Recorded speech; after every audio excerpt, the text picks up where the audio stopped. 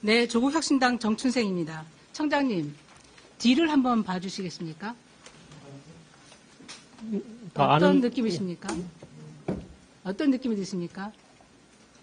이 수십 명의 출석자들 중에 여성은 단 한 명입니다. 그 조준 기획관 한 분이신데요. 경찰 분야에서도 여성들이 고위직에 그리고 주요 업무에 보직에 임용될 수 있도록 적극적인 노력 부탁드립니다. 저희들도 많이 고민하고 있는 부분입니다. 질의 시작하겠습니다. 의원님, 마이크를 조금 더 가까이 두시고 사용해 주시면 들리시나요? 네. 청장님 질의 시작하겠습니다. 10페이지 그 업무보고 보시면요. 예방 중심의 치안 정책 강화 그 부분에 중심 지역 건설 확대로 현장 대응력 및 근무 여건 개선 효과를 확인했다. 그렇게 보고하고 있습니다. 근무 여건 개선에서는 연가 등 사용이 9.6%가 증가했고 육아 시간이 29.5% 증가했다고 보고했습니다. 그런데 이게 중심 지역 건설 확대로 인한 인과관계가 설명이 됩니까? 그렇습니다. 저는 그렇게 보이지 않습니다. 연가 등 이런 부분은 제도가 현장에서 정착화되고 있는 부분이고요. 육아 지원 부분은 정부가 그리고 국회에서 적극적으로 지원을 하기 때문에 이게 자연스럽게 늘어나는 거지 이 조직 개편으로 인한 인과관계가 성립되지 않음을 저는 지적하고 있습니다. 의원님, 그에 대해서 보고 제가 드릴까요? 사실과 다름을 자료와 데이터로 말씀을 드리겠습니다. 청장님, 지난 10월 2일 국회 국민동의청원 홈페이지에 경찰청장을 탄핵시켜달라는 청원이 올라와 있는 거 알고 계시죠? 예. 네.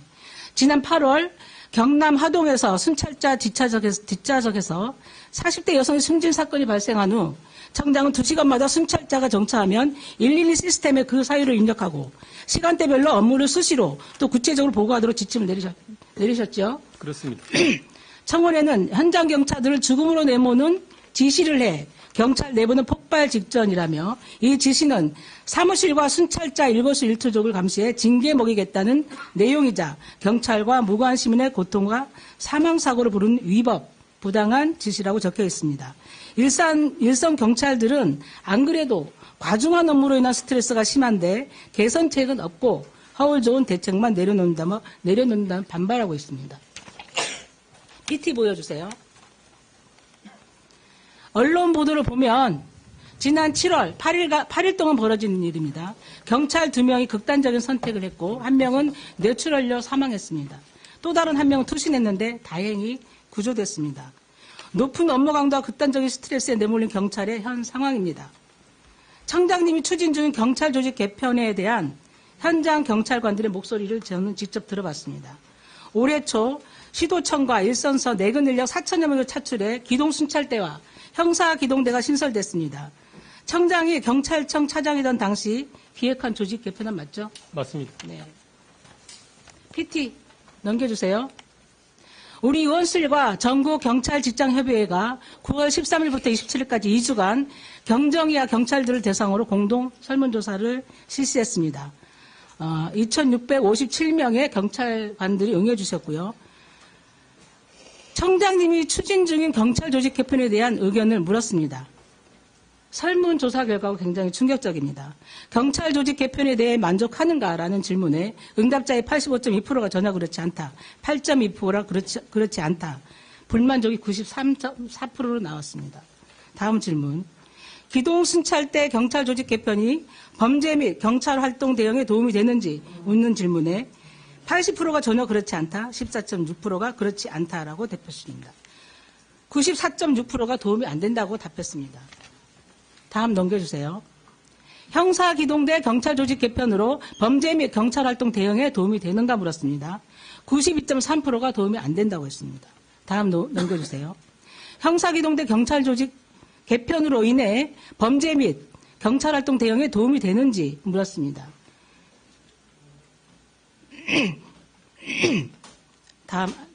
다시 하겠습니다. 조직 개편 이후 시도청 현원이 늘면서 일선 경찰서 업무가 경감됐는가 물었습니다. 93.2%가 경감되지 않았다고 물었습니다. 청장님, 이 정도 수치면 사실상 청장이 추진하고 있는 조직 개편안이 일선 경찰 현장에서 전혀 지지를 받지 못하고 있다고 보고 있습니다. 어떻게 보십니까?